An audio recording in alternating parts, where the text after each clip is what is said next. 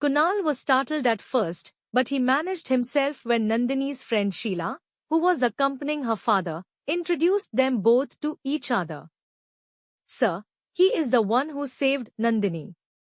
Professor watched him for a while with a withstood look, then said, "I know, and thanks, young man, for saving my daughter." He patted his shoulder, making Kunal smile. "Don't thank me." Kunal stopped for a while, and then blurted out, "I love your daughter." He looked at his face to see if there was any reaction, but there was nothing. It was the same seriousness and straightness as before. Taking a deep breath, he continued, "I really love your daughter, sir, and want to marry her." Sheila excused herself and went, leaving both alone to have a peaceful talk on that matter. "You have dared to confess your love for my daughter in front of me?" Kunal looks bewildered and says, "Believe me, I seriously love her and can't think of anyone other than Nandini." "And if I denied giving my daughter's hand to you?" her father asked. Kunal wasn't prepared for this. He just looked at the professor, but again, he couldn't get any hint from his face. "I will wait till you agree, but I wouldn't marry anyone other than Nandini," and his throat choked thinking so. "I won't be able to love anyone other than her," he said, turning to go, but Kumar's words stopped him. "Wait, Mr. Malhotra, won't you hear my answer?" "Means?" Kunal turned around, facing him again, with a broken heart of his. "I will answer your proposal. First tell me, does she love you? Did she say yes to you?" Now this was surprising for him. Kunal himself had no answer to this question from Professor. Though his heart said yes, his mind was not ready to take a risk.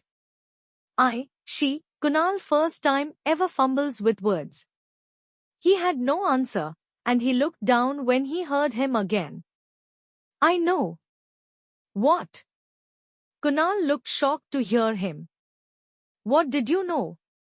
"I know, she must not have agreed." "She hadn't, how do you know?" Kunal asked, bewildered. "Mr. Malhotra, she is my daughter, I know her and everything about her." This time a small smile was playing on Mr. Kumar's lips, with pride rising in his heart for his daughter. Kunal had no words, he just gaped at him for a while. "If she said yes, then from my side also, it's yes only." He patted his shoulder before going away from there to meet the doctor. Kunal looked at the way he went away and smiled, finally seeing a ray of hope. Nandini slowly opened her eyes. Once her blurry eyesight was clear, she looked at him and said, "Kunal." She exclaimed, jerking up in seating position. He at once rushed to hold her but stopped in his steps the next moment, seeing that her father was also present there. Nandini saw this, and then her gaze went towards her father. She gulped hard, realizing what she had done. She was highly embarrassed. "Nandini, how are you feeling now?" Professor Kumar walked near her, taking a seat beside her and holding her pale hand.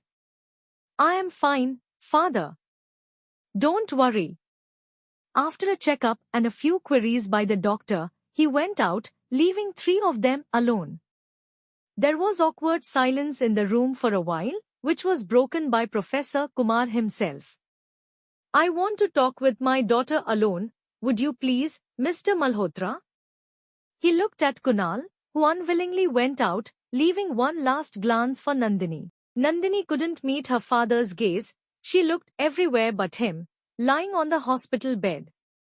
"You know, dear, you can't hide anything from me, don't you?" His voice softened only for his dear and precious daughter. She looked at him astonished, her eyes moist, a small smile lingering on her dried lips, getting caught. "Dad." She gets up and hugs him. He takes his daughter in his arms, patting her head while Nandini lets out her unshed tears, which she was holding from the past. "I understand you, Nandini. He knows you better than yourself. You loved him, dear." Nandini pulled out, looking at her father with wide eyes and shining with tears. He shook his head again, telling her the truth, and you won't find anyone better than him. Just say yes to him, he is a gem of a person. She doesn't have any words to utter against him, she has always obliged him, he is next to God for her, she couldn't decline his wishes or words. Nandini. How can I, father?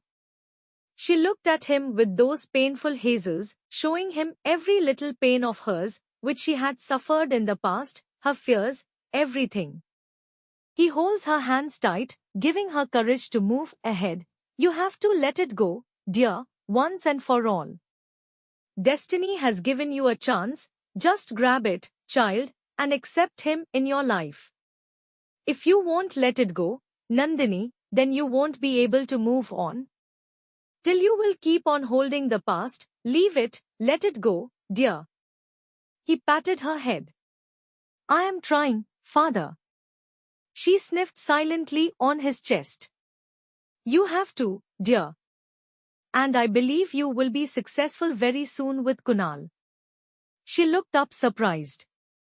Yes, dear, he really loves you. No one will risk their own life for others, everyone thinks for their own life first, Nandini, and I can find the perfect groom in him for you. So, you wanted to throw your daughter out of your house, your burden can be taken off, She cutely pouted with a small smile on her lips, giving him accusing looks. Professor Kumar let out a hearty laugh hearing his daughter, and he knew she was back to herself now. Of course, you can say. Dad. She jerked out of his arms, don't think like that, dear. You are my breath, Nandini, the peace of my heart. His voice became hoarse, making Nandini emotional as well, and you are my life, father, for you I can do anything, ask me anything, this is nothing. She said, softly hugging him again, I love you. I love you loads, dear. He patted her head, feeling peace in his heart, thinking that finally his daughter would find her lost happiness. Later on, Mr. Kumar disclosed the news to Kunal, who literally jumped in joy, getting both father and daughter's approval. Thank you, father. He hugs him in happiness. Most welcome, son. Mr. Kumar patted his back, giving him a warm smile, seeing his happiness. To be continued.